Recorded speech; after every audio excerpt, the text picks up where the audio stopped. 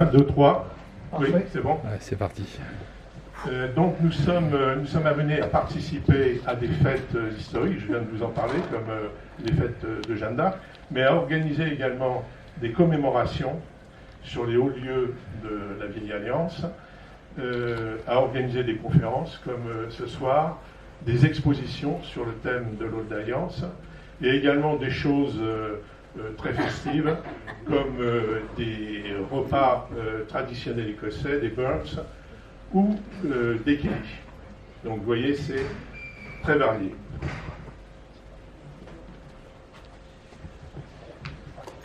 Alors, qu'est-ce que l'Old Alliance? Le terme Old Alliance désigne cette relation unique entre la France et l'Écosse, unique par sa durée et par son intensité. Le traité est le document le plus ancien est le traité de 1295.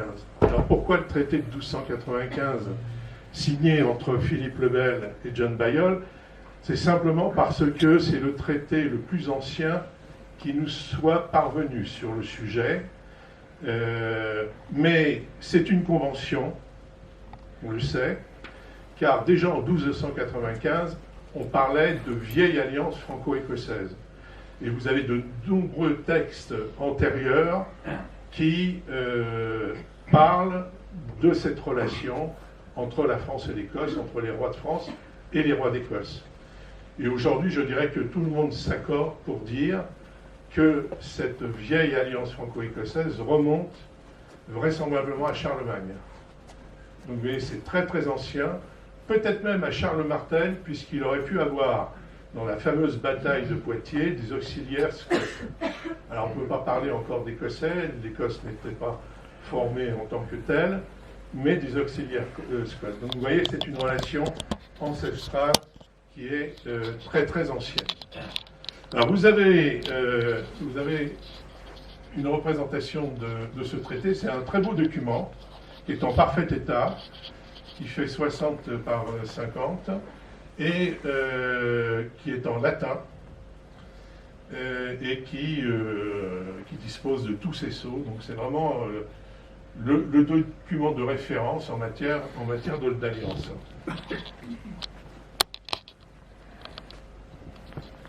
Quand on l'examine de près, quand on lit ce qu'il y a à l'intérieur, ce qu'il contient, eh bien, c'est très clairement un traité militaire d'assistance mutuelle contre un ennemi commun qui est l'Angleterre.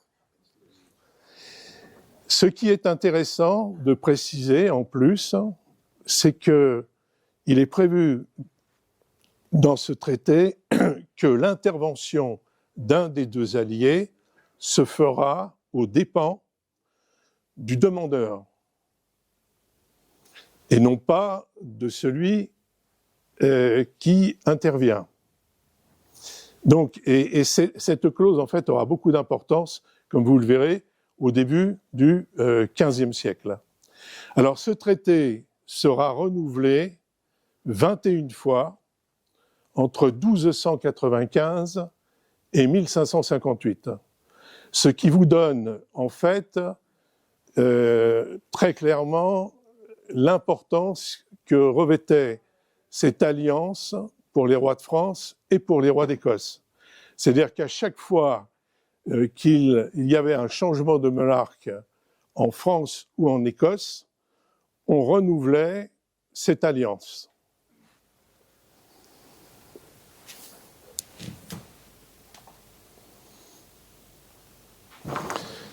Alors, il est bien évident que cette alliance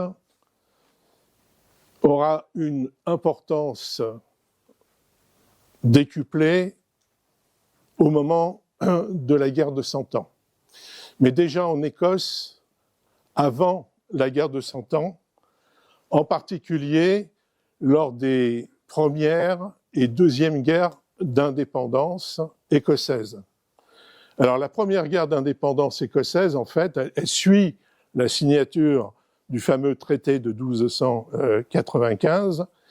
Et en fait, cette guerre débute dans une démarche en fait de conflit et de concurrence entre trois familles qui, par le sang, peuvent accéder au trône d'Écosse suite au décès accidentel du dernier roi Gaël, Alexandre III, qui meurt en fait d'une chute de cheval. Mais le roi d'Angleterre considère lui aussi avoir des droits sur la couronne écossaise. Et donc,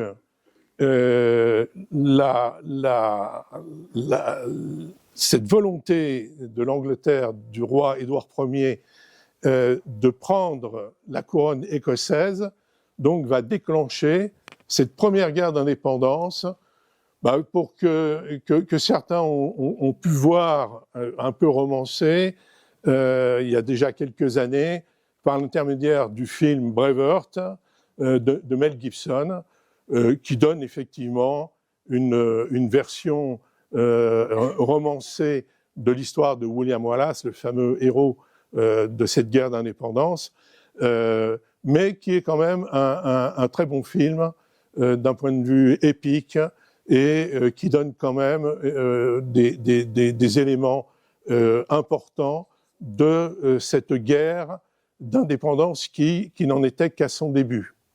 Bon, il faut savoir que pendant cette première guerre d'indépendance, au tout début, avant que William Wallace ne soit tué avec le sort qu'on lui connaît, écartelé, coupé en 1000 morceaux, il a été accueilli par le roi Philippe le Bel en France. Il aurait passé environ 4 à 5 ans au service de Philippe le Bel. Et c'est à son retour en Écosse, malheureusement il est trahi et il est conduit à la Tour de Londres où il subira le sort que l'on connaît, c'est-à-dire écartelé et coupé en 1000 morceaux, chaque morceau étant exposé dans une grande ville anglaise.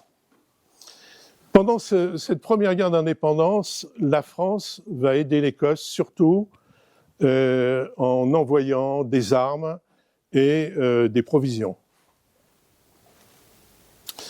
En 1328, donc, cette première guerre d'indépendance se termine suite à la grande victoire du roi Robert Bruce, que l'on voit également dans le film Braveheart, qui va gagner donc à Bannockburn une victoire sur les Anglais qui va donner l'indépendance à l'Écosse pour les 250 ans qui vont suivre. Simplement en 1328, après la signature de ce traité de fin de guerre, eh bien, le roi Robert Bruce meurt et il va laisser un enfant de 5 ans donc, sur le trône d'Écosse. Et donc cela va raviver les appétits à la fois des concurrents de son père, mais également du roi d'Angleterre qui va à nouveau envahir l'Écosse. Et le petit roi David II, se trouvant dans une situation effectivement extrêmement périlleuse, va trouver refuge en France. Là, on le voit sur la miniature de droite. Il est accueilli donc par Philippe VI de Valois.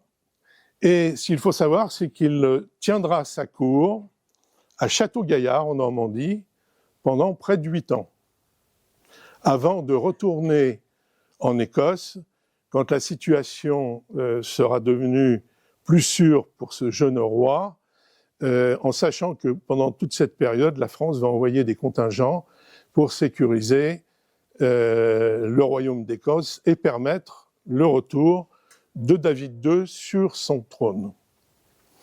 Alors cette deuxième guerre d'indépendance donc, qui démarre, va très vite se fondre dans la guerre de 100 ans. Pour les Écossais, ça va être la même chose. C'est la guerre d'indépendance et la guerre de 100 ans qui se mêlent. En sachant que finalement, France et Écosse se retrouvent confrontés à un adversaire qui a les mêmes revendications à la fois sur la couronne d'Écosse et sur la couronne de France. Et c'est d'ailleurs pour ça que la guerre de 100 ans démarre en 1337 par la revendication d'Édouard III sur la couronne de France en vertu de ses liens de sang avec Philippe le Bel. Hein, Édouard III est le petit-fils, par sa fille, et le petit-fils de Philippe le Bel. Donc, à cause de ces liens de sang, Édouard III pense pouvoir revendiquer la couronne de France. Et de la même manière, donc, il revendique aussi la couronne d'Écosse. Donc, cette deuxième guerre d'indépendance, vous voyez, va durer de 1332 à 1357. Et, comme je viens de vous le dire, se fond dans la guerre de 100 ans qui, elle, va durer de 1337 à 1453.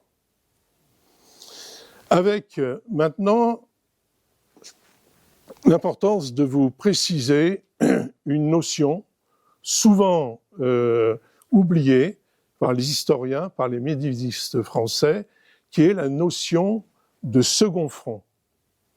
Alors, en quoi consiste cette notion de second front? Simplement, l'Angleterre ne pourra jamais mobiliser autant de troupes pour le continent parce qu'elle est obligée de masser des troupes à sa frontière nord. Et de la même manière, les interventions contre l'Écosse ne pourront être que limitées compte tenu, effectivement, de cette alliance avec la France. Donc c'est vraiment une notion fondamentale et il faut considérer la guerre de 100 ans non pas comme un conflit anglo-français, mais comme un conflit anglo-franco-écossais.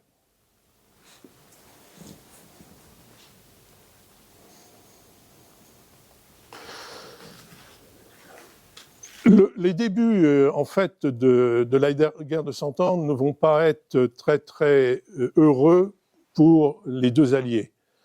Il y aura Crécy, il y aura Noville Cross en Écosse, où le fameux roi David II, qui avait retrouvé son trône, sera fait prisonnier et va rester plus de 10 ans prisonnier à la Tour de Londres. Et également la fameuse bataille de Poitiers, où le roi de France, Jean le Bon, sera fait prisonnier. Donc, vous avez un roi d'Écosse et un roi de France qui se retrouvent prisonniers à la Tour de Londres dans le premier quart de cette guerre de 100 ans. Et ça va coûter extrêmement cher aux deux pays. D'ailleurs, la France paiera en grande partie la rançon du roi David II. Mais si on se réfère à ce que la France a payé pour la rançon de Jean le Bon, ça correspond à 3 années de revenus du royaume de France. Donc vous imaginez que le tribut était extrêmement, extrêmement lourd. Alors le deuxième quart de cette guerre de 100 ans va être beaucoup plus favorable aux Alliés, en particulier avec Charles V, avec ses lieutenants, avec le connétable du Guesclin qui va permettre une reconquête du pays. En Écosse, pareil, avec Robert de Stuart, qui est le premier Stuart de la dynastie des Stuart, qui lui aussi, de son côté, va expulser les Anglais d'Écosse. Et cette fin du XIVe siècle, en particulier par le mariage de la très jeune Isabelle de France, c'est une jeune fille qui a 7 ans, alors très clairement c'est un mariage politique, avec Richard II d'Angleterre qui est le petit-fils d'Édouard III. Et l'objectif effectivement de ce mariage c'est de créer une paix perpétuelle entre la France et l'Angleterre. Malheureusement, la destinée en voudra autrement. Il est bien évident qu'à la fin du XIVe siècle, Français, comme Anglais, comme Écossais, pouvaient penser que la guerre, qu'on n'appelait pas à l'époque guerre de 100 ans, était derrière. Malheureusement, encore une fois, il en sera tout autrement. Et donc, ce début de XVe siècle va tourner au tragique. Alors, vous avez déjà en 1406 le petit roi, le successeur de Robert III d'Écosse, Jacques Ier, est envoyé en France parce que la situation politique à ce moment-là en Écosse n'est pas très stable. Et donc, Robert III envoie son fils en Écosse, comme on l'avait fait pour David Ier quelques décennies plus tôt. Et donc, il part accompagné de plusieurs bateaux. Il vole et les bateaux cinglent vers la France, mais l'escadre est interceptée par des pirates anglais qui vont bien sûr vendre le petit roi d'Écosse au roi d'Angleterre. Et donc Jacques Ier va passer 18 ans de sa vie, lui aussi, à la tour de Londres. Alors, en 1407, c'est son oncle, Robert Stuart, duc d'Albany, régent d'Écosse, qui va renouveler en fait les alliances avec la France, en particulier avec Charles VI et Louis d'Orléans. Vous verrez ultérieurement que Robert Stuart va jouer un rôle très très important vis-à-vis de son allié. Dans la même année, en 1407, premier acte d'une mauvaise pièce qui aurait pu voir disparaître la France, qui est l'assassinat du duc Louis d'Orléans par son cousin de Bourgogne.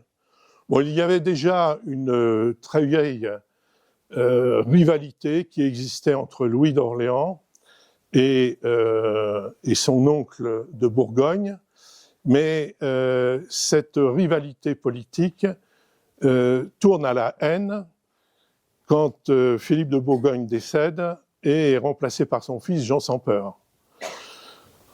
Il se dit que de surcroît, Louis d'Orléans aurait pu séduire la duchesse de Bourgogne.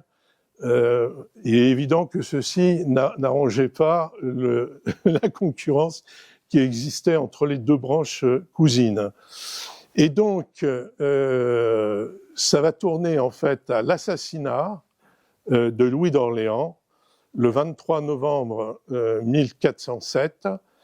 Et cet assassinat va enclencher une guerre civile qui portera le nom de guerre civile entre Armagnac et Bourguignon, et qui va durer très longtemps, de 1407 à 1435.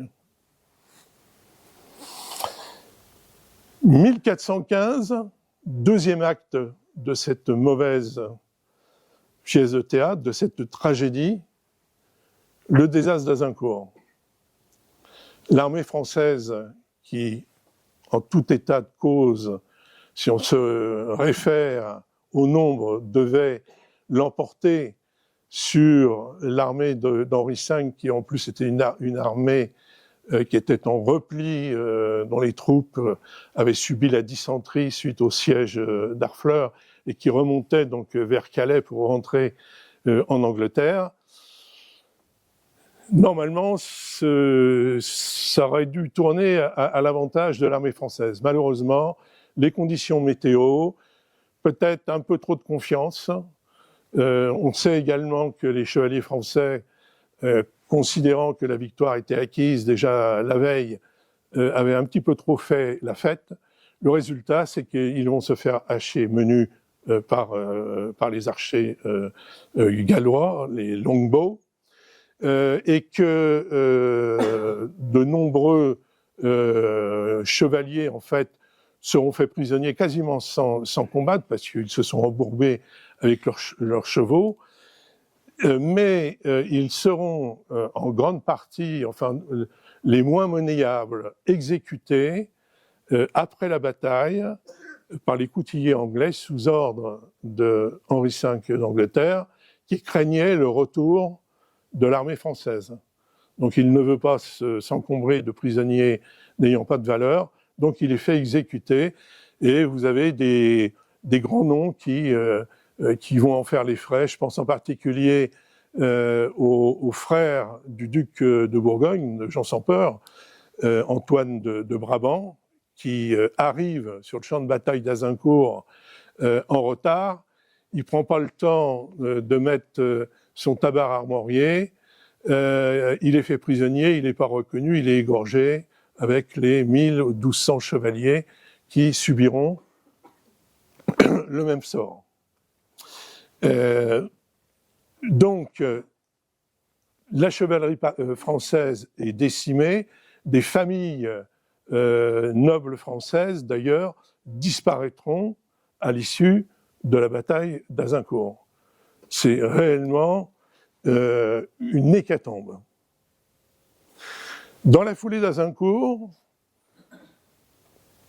il est bien évident que Henri V se sent des ailes pour pouvoir revendiquer, au nom de son aïeul, Édouard III, la couronne de France.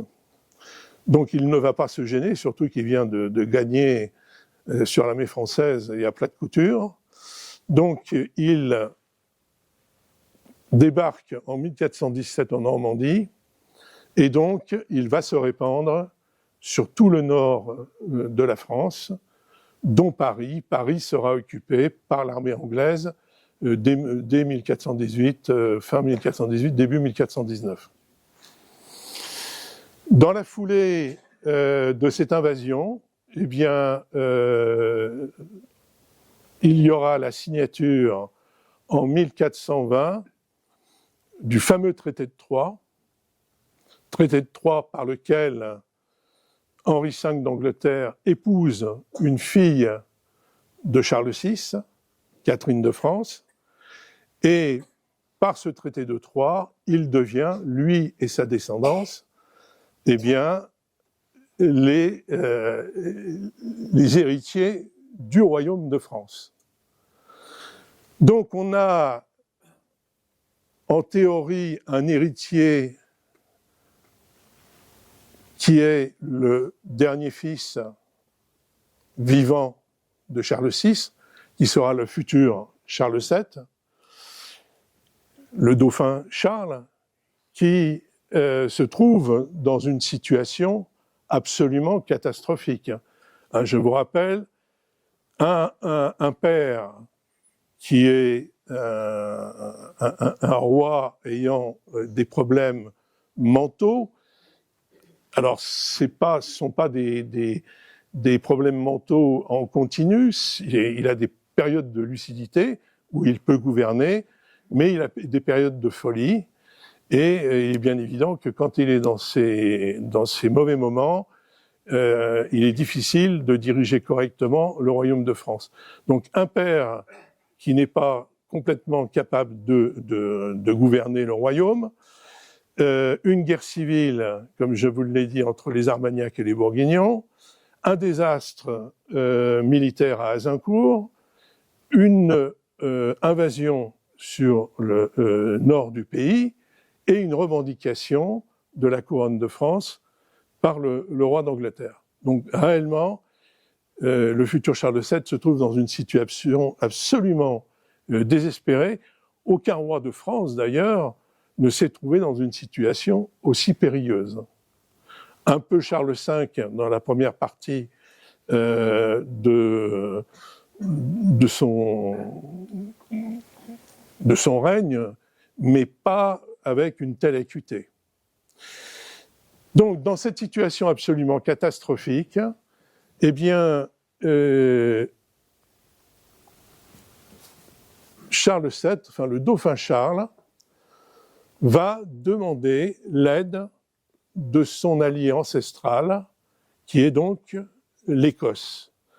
Et l'Écosse va répondre à cet appel de façon massive, par l'intermédiaire du duc d'Albany, dont je vous parlais, hein, le régent d'Écosse, et de son Parlement, qui vont décider donc de l'envoi d'une première armée de 7000 hommes, qui va arriver donc en France. Alors, certains chroniqueurs disent 7000. Les chiffres qu'on peut retrouver dans les contes royaux donnent plutôt 6000. Enfin, la réalité, elle est probablement entre les deux. Donc, une armée de 6 à 7000 hommes, sous le commandement du second fils du régent d'Écosse, donc John Stuart, troisième comte de Buchan, d'Archibald Douglas, qui est son beau-frère, et de John Stuart d'Arnley et de Thomas Seaton. Donc en fait, c'est la fleur de la chevalerie et les meilleurs soldats d'Écosse qui vont débarquer donc à La Rochelle en octobre 1419. Pourquoi La Rochelle ? Bien simplement parce que c'est le seul port qui reste sous domination française. Tous les ports du Nord sont sous le contrôle des Anglais. Buchan retournera en Écosse en 1421, reviendra avec une deuxième armée de 5000 hommes, et il y retournera une troisième fois en 1424 et reviendra avec son beau-père, Archibald Douglas, le père du premier Archibald Douglas, quatrième comte de Douglas, et avec 6500 hommes. Donc, on peut estimer qu'il est venu dans cette période 1419-1424 au moins 20 000 soldats écossais.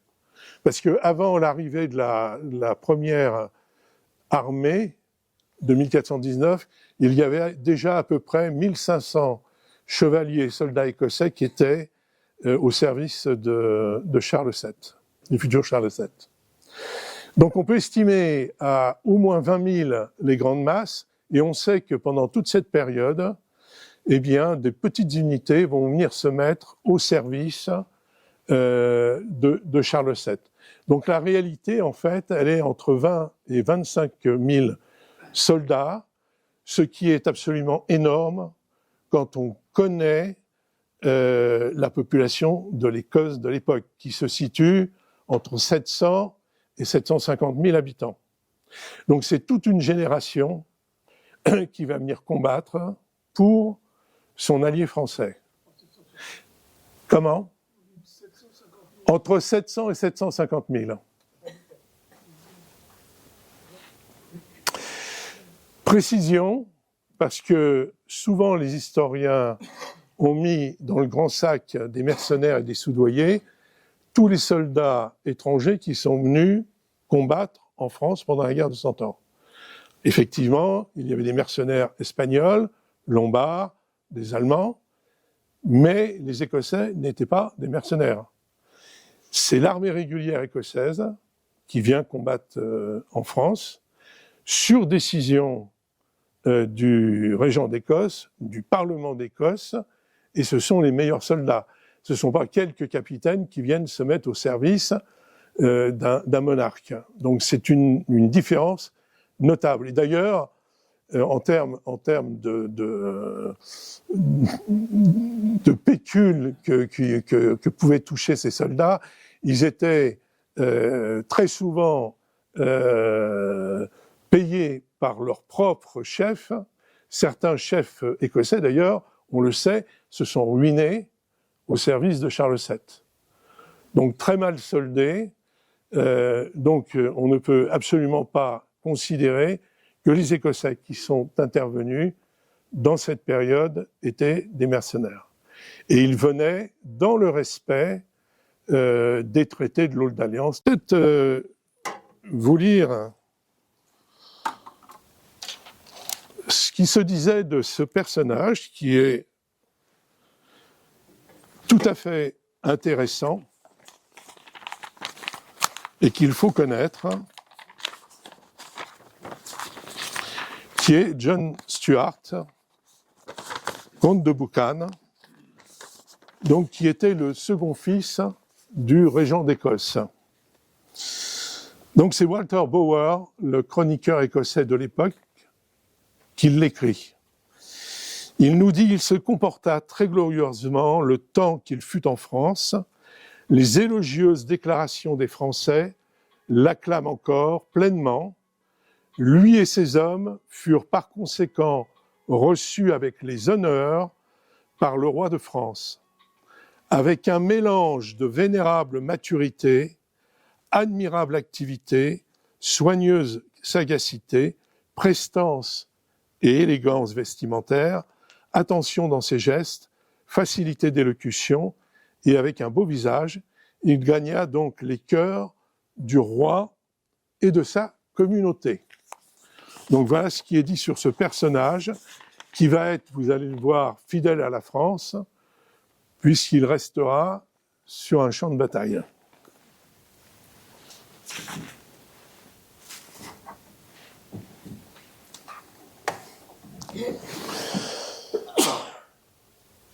Alors, contrairement à ce qui a pu être également dit à propos des armées médiévales et des armées de mercenaires qui étaient sans foi ni loi, ce qui est vrai pour les grandes compagnies, ce qui est vrai pour un certain nombre, effectivement, de capitaines qui sont venus se mettre au service de l'un ou de l'autre, et qui vivaient de rapines sur les campagnes.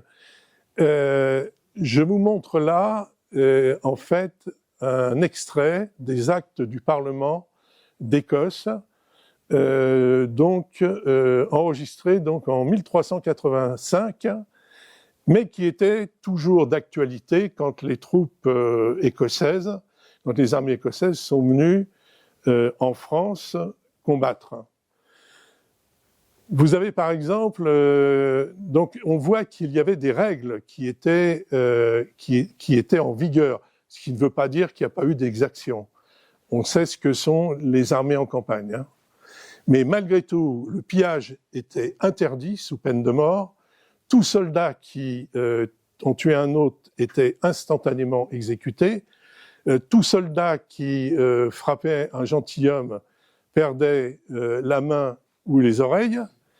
Tout gentilhomme qui en défiait un autre était mis aux arrêts. Et vous voyez donc, autre élément également intéressant, au niveau de la tenue vestimentaire, tout soldat français et écossais devra porter donc sur la poitrine ou sur le dos une croix de Saint-André blanche. Voilà, de façon à ce qu'on puisse les reconnaître. Donc vous voyez qu'il y avait des règles qui étaient édictées pour l'intervention de ces troupes combinées franco-écossaises et qui étaient encore une fois toujours d'actualité donc lors de l'arrivée de l'armée d'Écosse à partir de 1419. Alors, il est bien évident que ces soldats écossais vont s'illustrer sur tous les champs de bataille de l'époque, mais avant de partir au combat, eh bien, ils étaient acheminés de La Rochelle à Châtillon-sur-Indre. Alors, je ne sais pas si vous connaissez Châtillon-sur-Indre, c'est une ville qui se trouve à peu près à une vingtaine de kilomètres de Loches, hein, qui se trouve dans le Berry sud. Et donc, Châtillon-sur-Indre a joué pendant cette période un rôle éminemment important, qui est le rôle de plaque tournante et de quartier général de cette armée d'Écosse. Et on estime qu'il est passé effectivement à Châtillon-sur-Indre au moins 20 000 soldats écossais, et ce qui a mérité l'inauguration de cette belle plaque en 2015.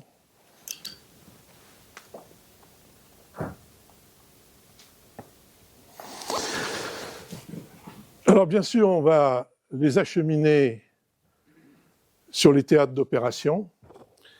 Et la première grande bataille que les Écossais vont livrer avec les Français contre les Anglais est la bataille de Vieille-Baugé, qui va avoir lieu le 22 mars 1421. Alors c'est une bataille qui n'est pas très connue, je dirais même pas du tout connue, alors qu'en fait c'est un Azincourt à l'envers. Le contexte, en fait, vous avez le roi d'Angleterre, Henri V, qui vient de repartir pour Londres pour le couronnement de sa reine, donc Catherine de France. Et il laisse donc les clés du royaume de France à son frère Thomas, duc de Clarence, en lui donnant comme instruction d'aller titiller les Angevins, mais surtout de ne pas risquer des opérations de trop grande envergure.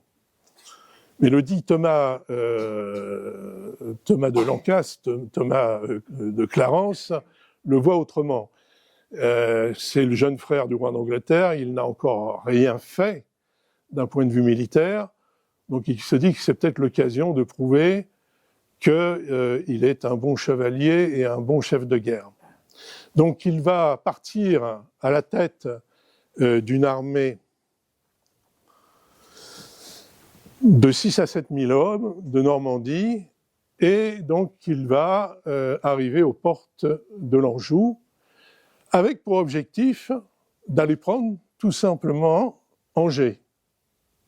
Mais là, il va tomber sur une ville parfaitement bien fortifiée, et qui de surcroît est protégée à ce moment-là, on est en mars, par des crues et par des inondations. Donc au bout d'un certain temps, il renonce à son projet de prendre Angers, bat un peu en retraite sur Beaufort-en-Ballay, et pendant ce temps-là, les Angevins, les Manceaux ont fait remonter l'information à Charles VII qu'il y a une armée anglaise qui est en train de traverser l'Anjou. Et c'est à ce moment-là que le comte de Boucane revient avec sa deuxième armée. Et donc, il aura comme mission, avec le maréchal de Lafayette, d'aller intercepter cette armée anglaise qui campe à Beaufort-en-Ballay. Alors les Anglais sont avertis assez tardivement de l'arrivée des Franco-Écossais, mais Thomas de Clarence veut tout de suite les prendre au dépourvu. Et donc il ne prend pas la précaution de partir vers Vieille-Baugé avec l'intégralité de son armée, y compris les archers, mais il part uniquement avec la chevalerie anglaise. Et c'est là la grosse erreur qu'il va commettre. Parce que vous avez là une représentation de cette bataille de Baugé. Vous avez donc Baugé, vous avez le Vieille-Baugé, vous avez le petit village du Vieille-Baugé qui est là, et pour arriver dans le village du Vieille-Baugé, vous avez un petit rue avec un pont en bois. Mais le petit rue, comme j'avais pu vous le dire pour Angers, subit des inondations et on ne peut pas le passer en dehors du pont. Donc toute la cavalerie, la chevalerie anglaise va devoir passer par ce pont. Alors ils se font déjà étriller par les archers écossais, Et puis ensuite, on va les laisser rentrer. Les Écossais vont envoyer des soldats détruire le pont, brûler le pont une fois que tous les chevaliers anglais l'auront passé. Et donc, ils vont être pris en tenaille entre les Écossais et les Angevins, Armagnacs et Auvergnats de Lafayette. C'est une déroute. On estime qu'il y a environ entre 2000 et 3000 tués, mais surtout des chevaliers et des écuyers. Les soldats, les archers anglais arrivent, mais arrivent trop tard, et en fait se font également hacher menu par les archers écossais.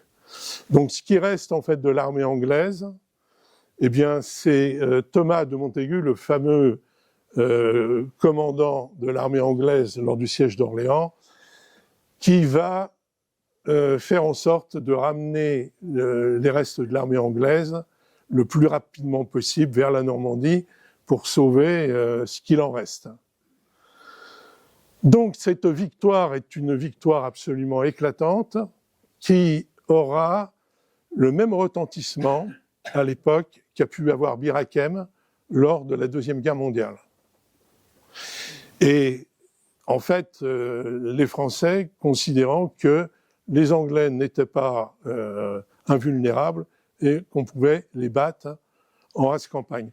Un petit détail stratégique qui est intéressant, il n'est pas impossible, parce que malgré tout, le commandant en chef de l'ensemble, c'était John Stuart, comte de Buchan,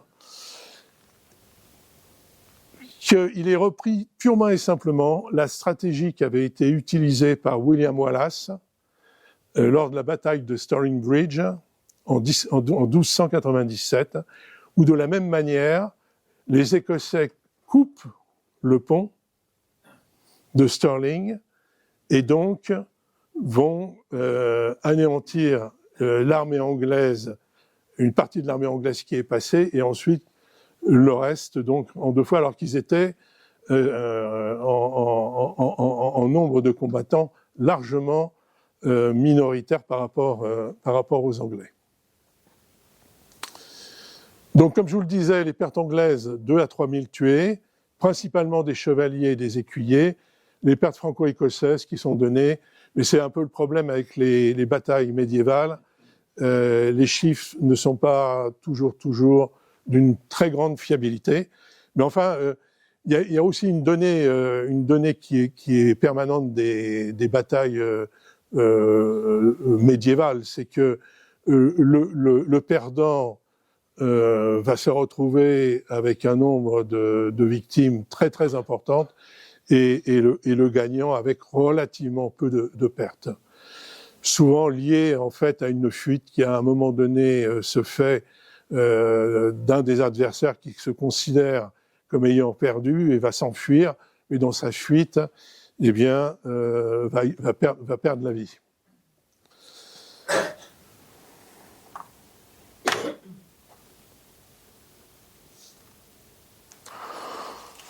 Alors, suite à cette bataille de Vieille-Baugé, le comte de Buchan donc va recevoir l'épée de connétable de France, qui est la plus haute distinction militaire après le roi. C'est le premier étranger à avoir reçu l'épée de connétable dans l'histoire de France.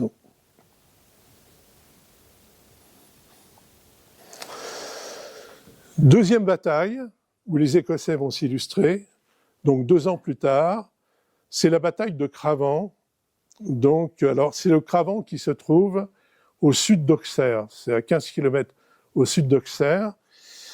Donc, le contexte est le suivant. Cravant est un verrou, en fait, sur la Bourgogne.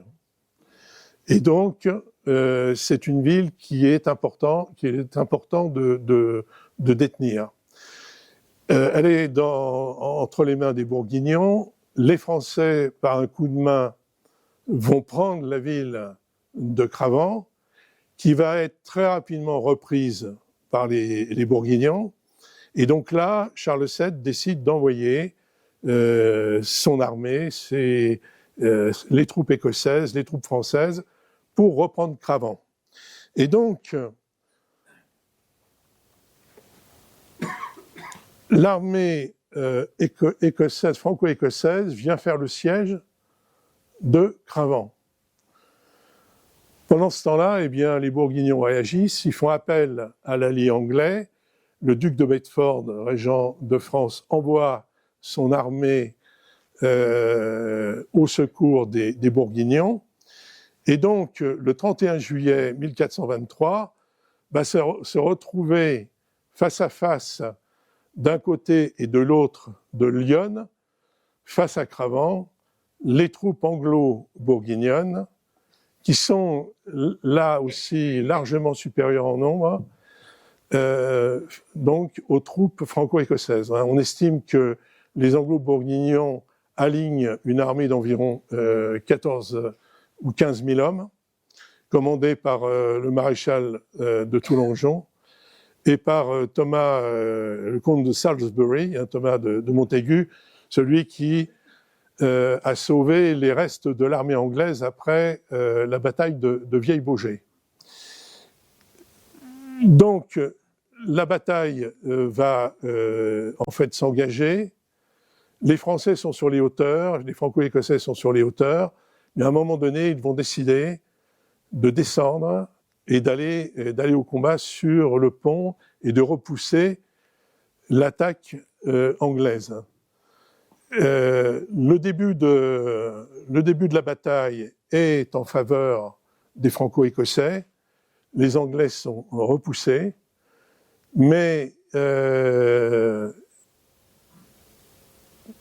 les Franco-Écossais qui ont repoussé les Anglais vont être mal épaulés, en particulier par le maréchal de Séverac, qui plutôt que d'aller épauler les Franco-Écossais, dont le bâtard d'Orléans, le bâtard d'Orléans était présent, c'est une de ses premières batailles d'ailleurs, plutôt que d'aller épauler, il décide de la retraite, d'une retraite prématurée, et de surcroît, eh bien, la garnison bourguignonne qui est à l'intérieur de la ville de Cravant, voyant l'évolution de la bataille, décide d'une sortie.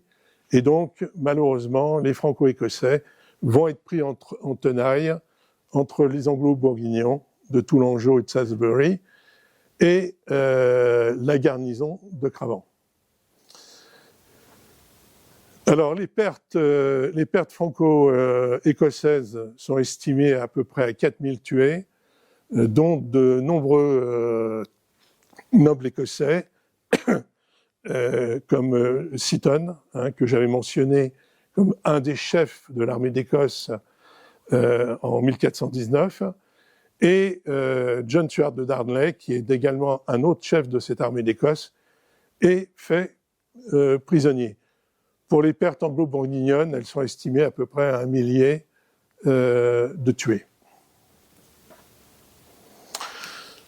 Donc, Cravant est une défaite, de façon tout à fait claire, mais permet très clairement de ralentir l'avance anglaise.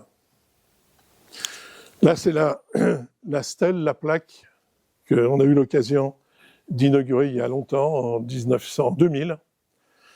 C'est un très beau monument, si vous avez l'occasion d'aller par là. Donc vous avez la plaque, bien sûr, qui relate l'événement. Et donc l'artiste a sculpté dans le monolithe l'épée écossaise, la fameuse Claymore, épée à deux mains.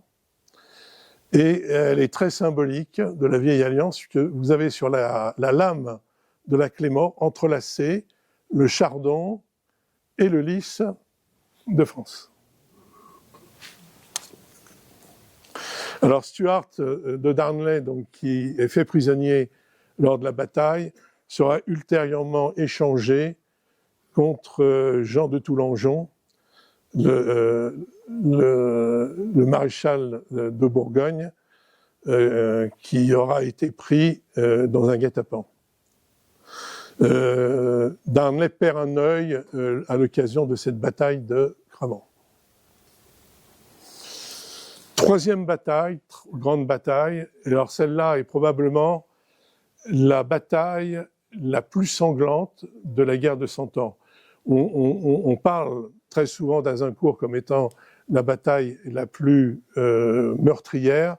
En fait, Verneuil est une bataille absolument apocalyptique, et je vais vous expliquer pourquoi. Cette bataille a lieu le 17 août 1424. Alors, vous avez l'armée anglaise du duc de Bedford qui assiège Ivry en Normandie, et donc Charles VII décide d'aller intercepter l'armée anglaise parce que le capitaine d'Ivry ne pourra pas tenir des semaines. D'ailleurs, il a envoyé au dauphin des messagers pour lui faire part de son état et du fait que s'il n'a pas de renfort, s'il n'a pas de secours, il sera obligé de rendre la ville aux Anglais. Donc, l'armée franco-écossaise va se mettre en branle et va se diriger donc de la Touraine vers la Normandie, vers Ivry.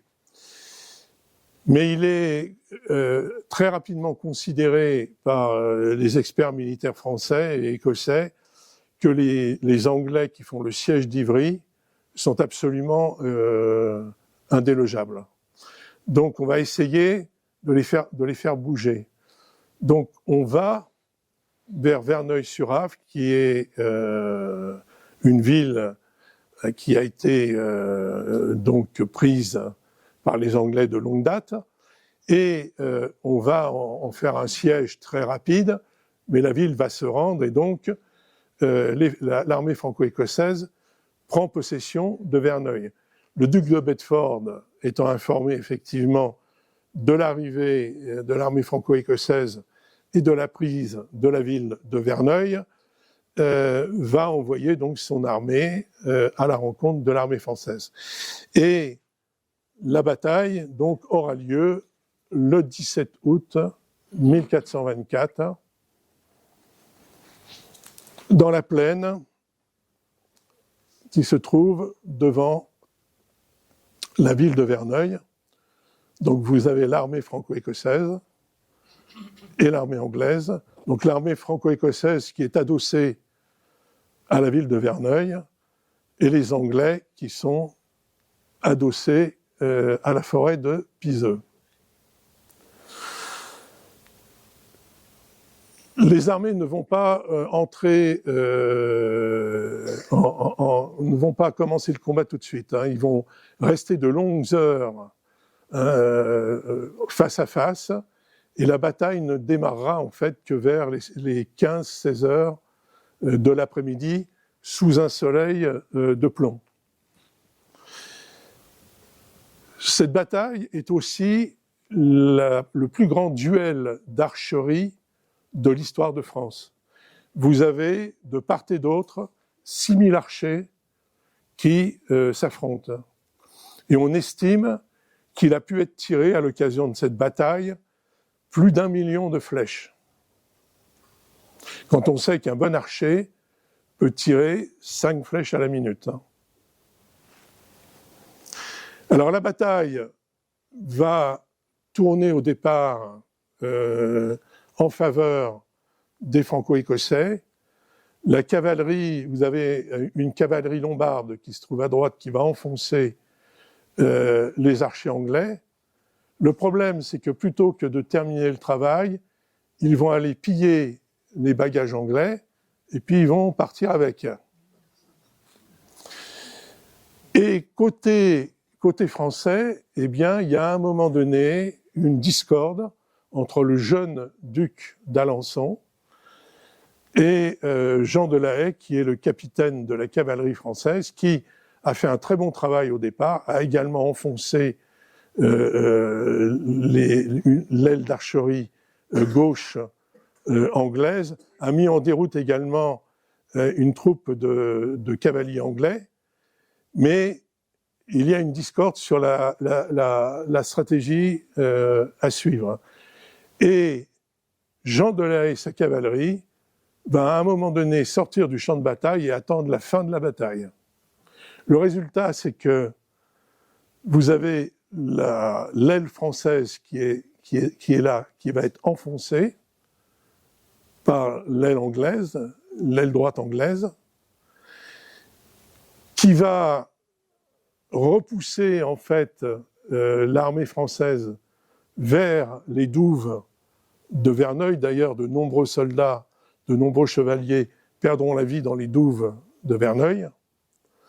Et quand ils auront terminé ce travail, ils vont revenir pour prendre à revers l'aile qui est composée de l'armée, la dernière armée écossaise qui est arrivée fraîchement de 6500 hommes, donc commandée par Archibald Douglas, qui est comte de Douglas, et par le comte de Buchan, le connétable de France. Et donc, les Écossais resteront sur le champ de bataille jusqu'au dernier, y compris tous les chefs. Tous les chefs écossais sont morts sur le champ de bataille de Verneuil. On estime que les pertes franco-écossaises sont de l'ordre de 9000 tués, dont tous les Écossais, ce que je viens de vous dire, les chefs, bien sûr, les Anglais, 4 à 5000, ce qui est absolument énorme, c'est-à-dire que vous avez de 14 000 à 15 000 tués à l'issue de cette terrible bataille. Alors certes, Verneuil est une défaite. Les 2 chefs écossais qui ont été tués donc à Verneuil seront rachetés aux Anglais et seront enterrés dans le chœur de la cathédrale de Tours. Et c'est la plaque que nous avons inaugurée donc il y a maintenant 4 ans, parce que rien ne mentionnait que les 2 chefs écossais étaient enterrés dans le chœur de la cathédrale de Tours. Donc les choses sont maintenant faites. Pourquoi en fait ont-ils été ramenés à Tours ? Tout simplement parce que Archibald Douglas avait reçu du roi Charles VII le duché de Touraine. Donc la Touraine a eu un duc écossais de façon éphémère, d'avril 1424 à août 1424. Et là, à nouveau, c'est une preuve absolument éclatante que les Écossais n'étaient pas des mercenaires. Le propre d'un mercenaire, c'est surtout pas de se faire tuer pour son commanditaire. Là, tous les Écossais sont restés sur le champ de bataille et ceci aura une très grande importance. Parce qu'à l'époque, il se dit que les Anglais sont aussi affaiblis que s'ils avaient perdu.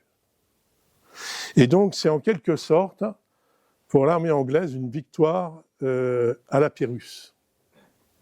Mais Verneuil est la fin de ce qu'on peut qualifier d'expédition écossaise à grande échelle, avec de gros effectifs. Ceci dit, les Écossais vont continuer à combattre aux côtés des Français. On va les retrouver très nombreux déjà lors de la levée du siège de Montargis, avec le bâtard d'Orléans et la Hire, on va trouver le capitaine Hugh Kennedy et ses Écossais. Et bien sûr, le siège de Montargis va préfigurer celui d'Orléans. Le siège d'Orléans, lors du siège d'Orléans, il faut savoir que environ un tiers des soldats qui défendaient la ville contre l'armée anglaise étaient des Écossais.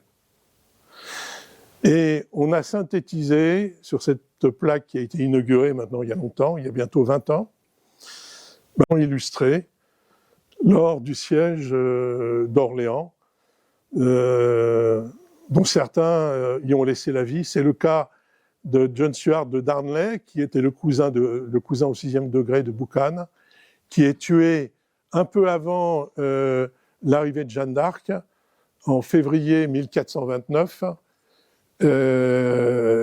lors de la fameuse bataille, ce qu'on a appelé bataille des harengs, qui était en fait l'interception d'un convoi de ravitaillement anglais pour le siège d'Orléans, et une bataille qui a eu lieu donc à Rouvray, Saint-Denis, et qui malheureusement également se trouvait une défaite qui sapera momentanément le moral des assiégés et des habitants d'Orléans. Darnley, lui, son épouse et son frère, parce que William, le frère de John Stuart de Darnley, est tué également lors de cette bataille des harengs. Et donc lui, John Stuart de Darnley et la femme de Darnley, Élisabeth, les trois sont enterrés là, dans le chœur de la cathédrale d'Orléans. Et vous avez une plaque qui le mentionne.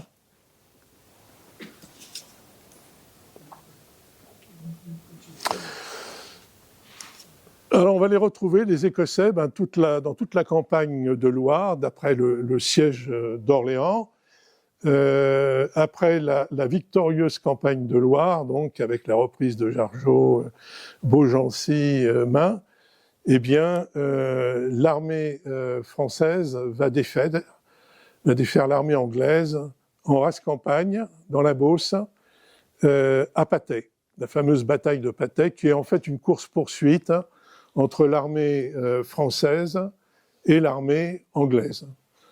Les Anglais, à un moment donné, sont informés de l'arrivée de l'armée française, mais ils n'ont pas le temps de se mettre en ordre de bataille, en particulier les archers, et la cavalerie française va les enfoncer. Ça va être une victoire totale de Jeanne d'Arc et de l'armée française, avec de grosses pertes anglaises, ce qu'on estime qu'il est resté sur le champ de bataille environ 2000 à 2500 Anglais. Alors vous aurez ensuite la bataille de Montépillois dans la foulée de la bataille de Patay, donc qui va avoir lieu les 14 et 15 août 1429, avec une armée anglo-bourguignonne de 5 à 6 000 hommes et une armée française de 6 à 7 000 hommes. Là, le contexte, c'est que l'idée était d'aller reprendre Paris. Le duc de Bedford donc, part de Paris avec son armée à la rencontre de Jeanne. Donc tout ça se passe après le sacre du roi Charles VII. C'est au retour du sacre. Et donc les deux armées vont se retrouver du côté de Senlis, à Montépillois, très exactement. Alors ça va être surtout une journée d'escarmouche. Jeanne essaye à plusieurs reprises de faire sortir les Anglais, et elle se rapproche même des très près des lignes anglaises. Elle veut engager le combat, mais ça n'a pas l'air d'être le cas du duc de Bedford. Et moi, je donne une explication à cela. C'est qu'on est pratiquement 5 ans, jour pour jour, après la bataille de Verneuil. Et à la bataille de Verneuil, Bedford a failli y passer à un moment donné. Il a des chevaliers français qui l'entourent. Il est obligé de se battre, la hache à la main, etc. Et il sait que le sort lui a été favorable à Verneuil, mais qu'il n'en sera peut-être pas de même cette fois-ci. Et donc finalement, l'armée anglaise va rebrousser chemin et repartir sur Paris et Montépillois, bien sûr, malgré que c'est une des journées d'escarmouches, il y a environ 300 tués pour les deux camps, en particulier des duels d'archerie entre des archers picards et les archers écossais.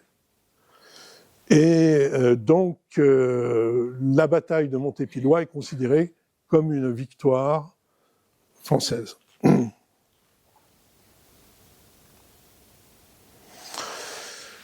Alors, quelle est la conclusion que l'on pourrait donner de cette période ? Bien, très clairement, on peut dire que l'armée d'Écosse a sauvé momentanément le royaume de France en freinant considérablement l'avance anglaise. Il est absolument certain, quand on voit les forces qui sont en présence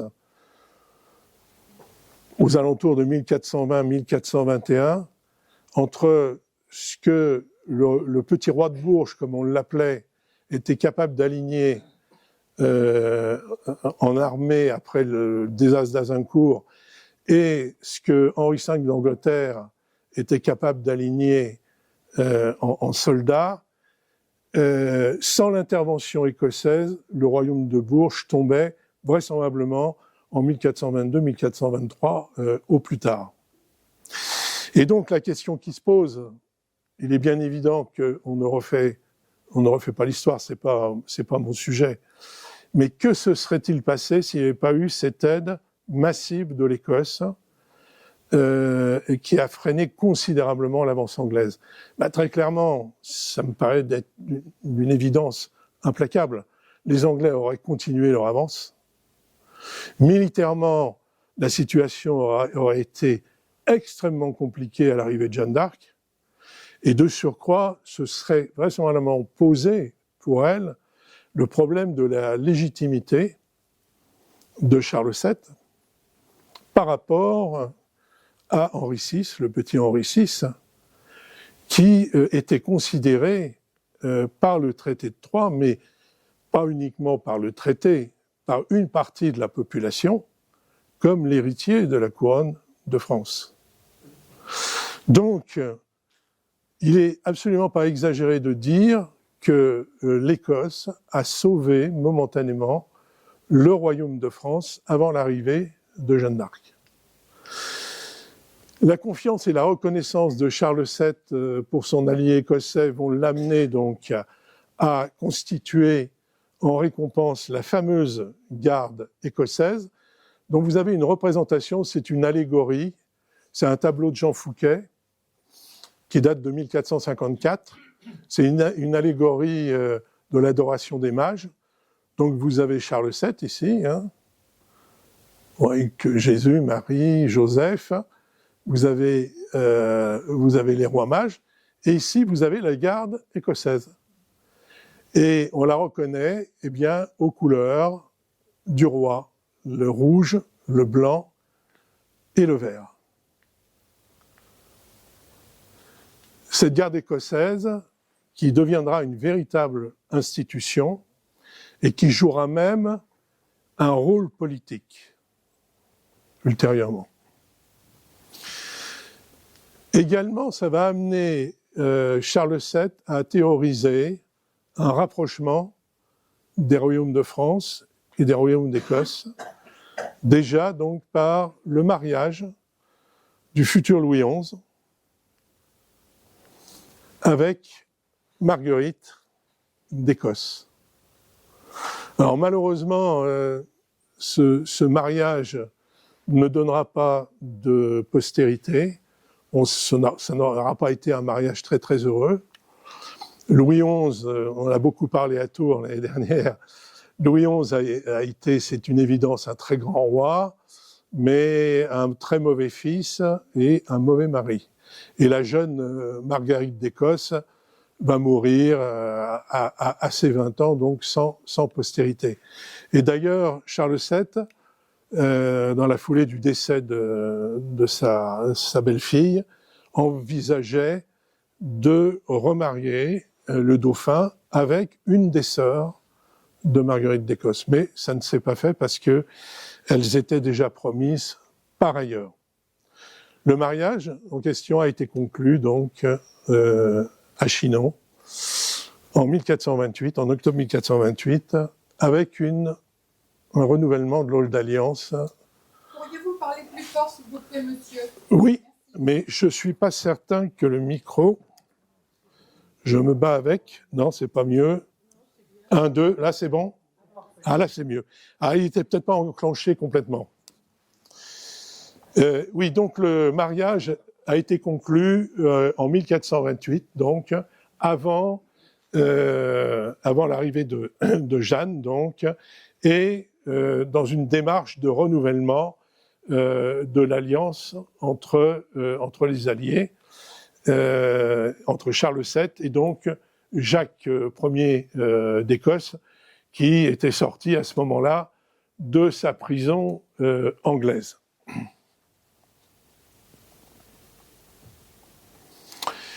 Les conséquences de cette période, ben vous avez quelque chose qui est très peu connu en France.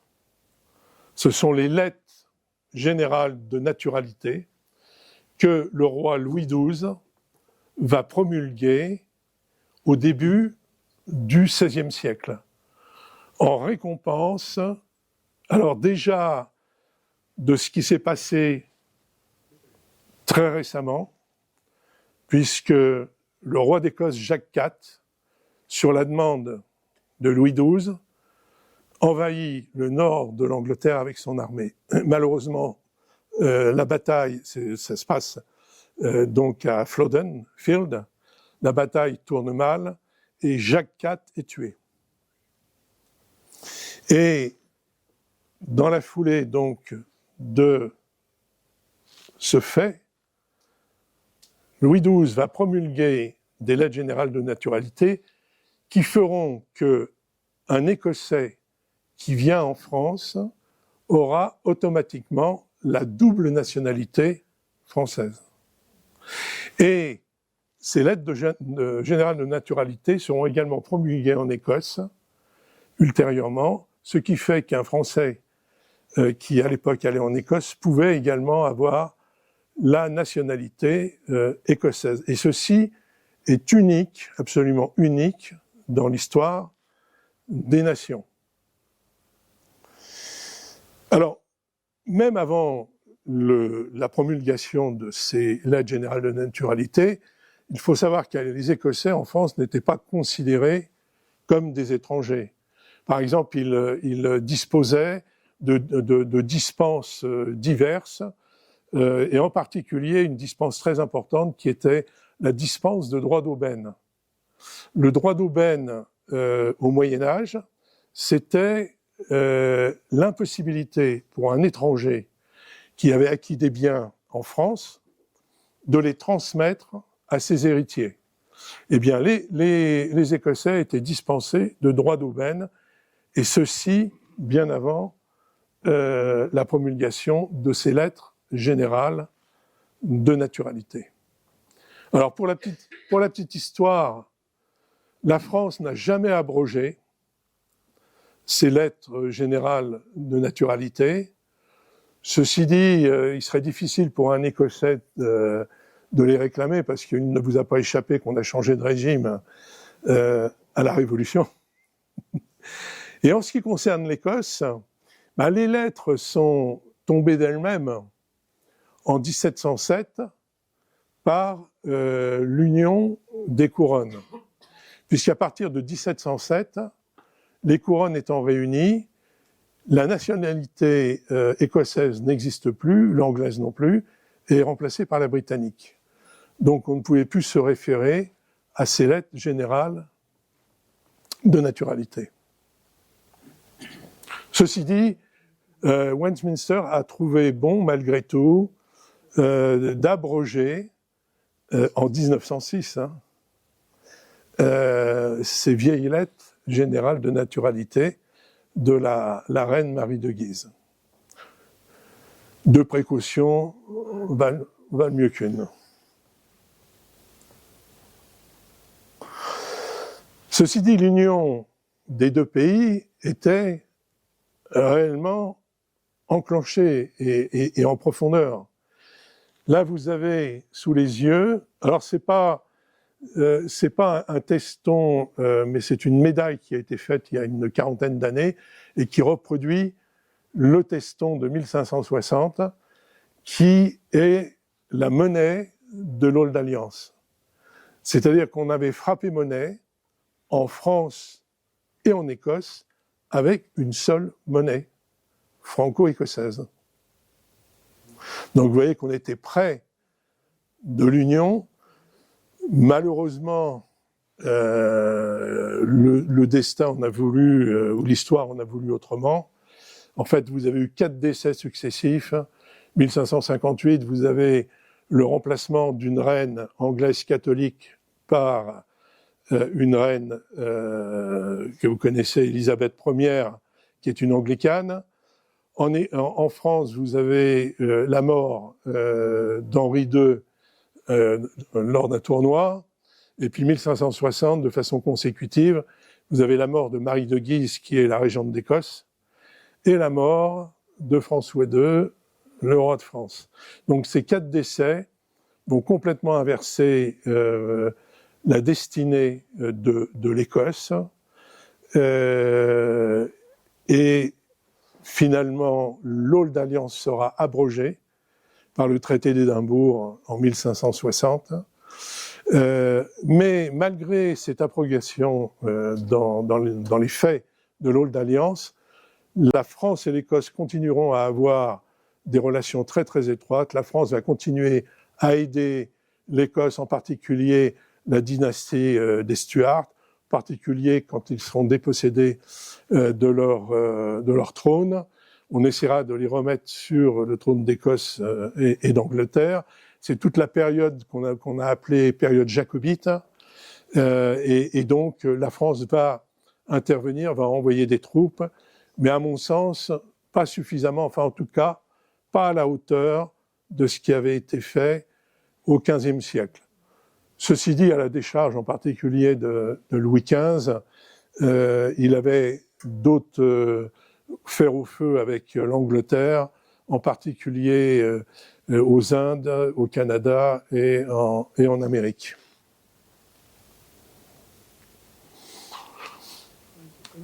Alors, que reste-t-il de cette vieille relation entre la France et l'Écosse ? Ben, je dirais que les Écossais, c'est une évidence, aiment la France et les Français. Et si vous avez l'occasion d'aller en Écosse, vous le verrez très rapidement. Ils ont le souvenir de ce vieux lien qui existe entre les deux nations. D'ailleurs, la langue française a laissé des traces dans la langue écossaise. Vous avez beaucoup de mots ou d'expressions qui viennent du français. Mais l'écossais moyen a conscience et connaît cette histoire commune. En France, malheureusement, c'est pas le cas parce que le sujet n'est plus enseigné depuis une bonne centaine d'années. Et même à haut niveau. Moi, j'ai souvent des universitaires qui viennent à mes conférences. On a l'occasion de discuter après. Et ils me disent, oui, c'est vraiment un sujet qu'on n'a pas traité dans le cursus universitaire. Et qui est terriblement dommageable. Je ne veux pas citer de nom, mais vous avez des historiens qui ont pignon sur rue, des médiévistes qui ont pignon sur rue, qui ont écrit des livres sur la guerre de 100 ans sans jamais se référer, une fois, à la vieille alliance franco-écossaise, qui est vraiment quelque chose de fondamental. En tout cas pour la guerre de 100 ans. Et en ce qui concerne les Français, c'est assez curieux parce que nous, on le constate à chaque fois qu'on organise un événement, et bien sûr en grande tenue, avec les cornemuses. Les Français aiment tout ce qui est écossais. Ils aiment le tissu tartan, ils aiment les kilts, ils aiment le son de la cornemuse, et puis ils aiment aussi le Scotch whisky, parce que les Français en sont les premiers consommateurs par tête d'habitant au monde. Au monde.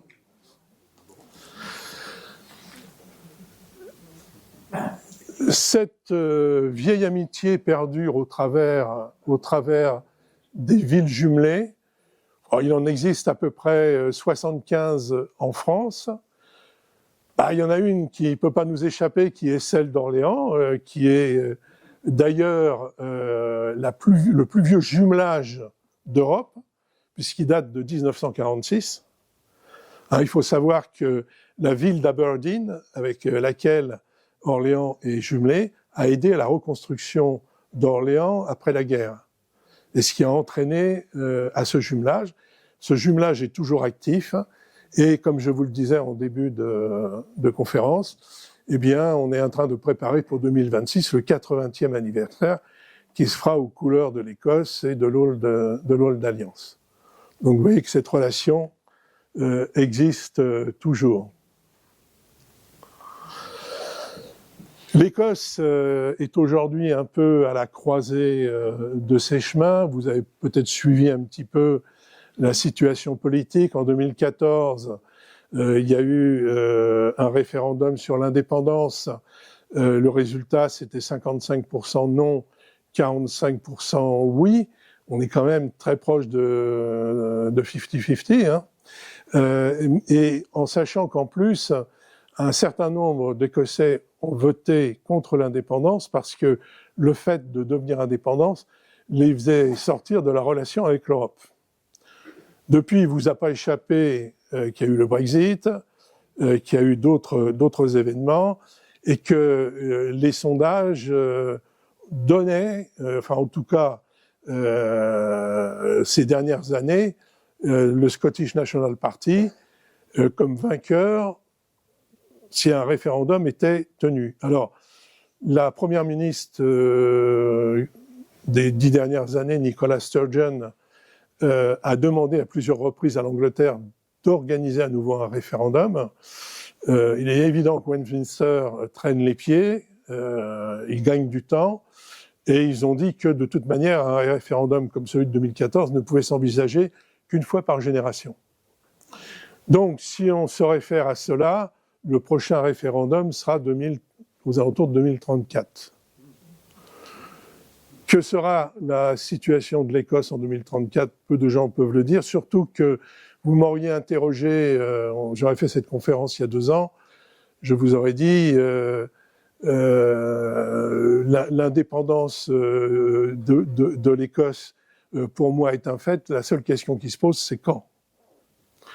Aujourd'hui, je serais un peu plus réservé quand je vois l'évolution, en particulier du SNP, du Scottish National Party, avec son nouveau Premier ministre, vers le multiculturalisme et vers des théories woke qui sont en train d'impacter terriblement leur propre électorat.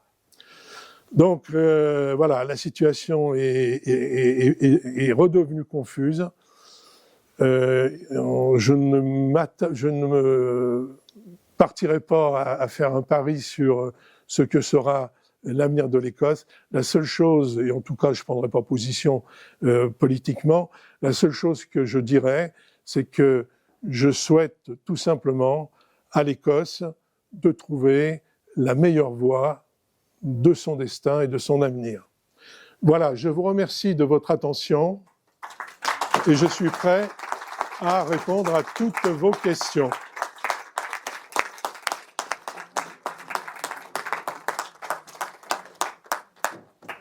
Alors, merci déjà d'avoir donné une lumière sur cette page importante de notre histoire.